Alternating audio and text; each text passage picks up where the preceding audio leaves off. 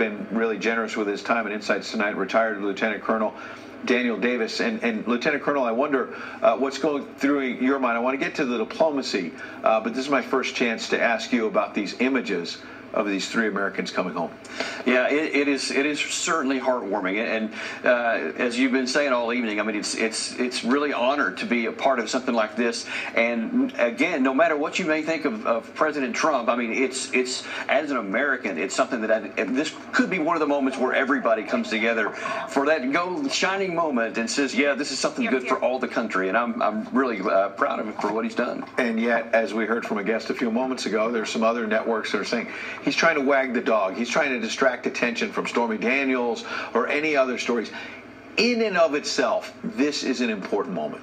It is, and you know what? I think that you got to give President Trump some credit, because he does have all those distractions. I mean, he's got, you know, the Iran deal, he's got the Stormy Daniels, he's got the Mueller thing, he's got North Korea, where it's got nuclear war possibly in the balance, and he seems to somehow find a way to get through all that stuff and produce things on the ground here. So you got to give him some credit for that. And to your point, Lieutenant Colonel, as we've been reporting, and Kristen Fisher just said it well, on the north lawn of the White House, which is that last summer when the president uttered those words, "You'll be rained down with fire and fury like you've never seen before," that kind of tough rhetoric, it wasn't a small amount. It was an avalanche of criticism.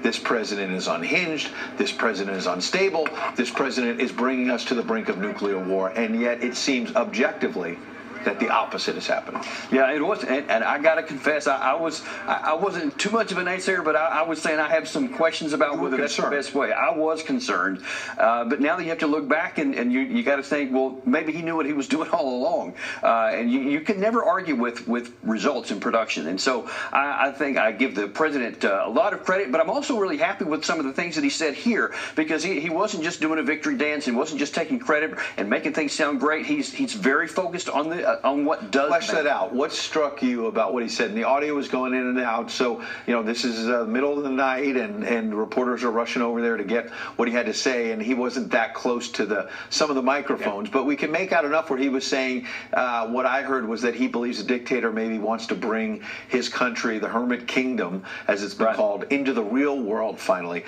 I mean, again, we don't want to get just swept up in the euphoria of tonight. That's still a heavy lift.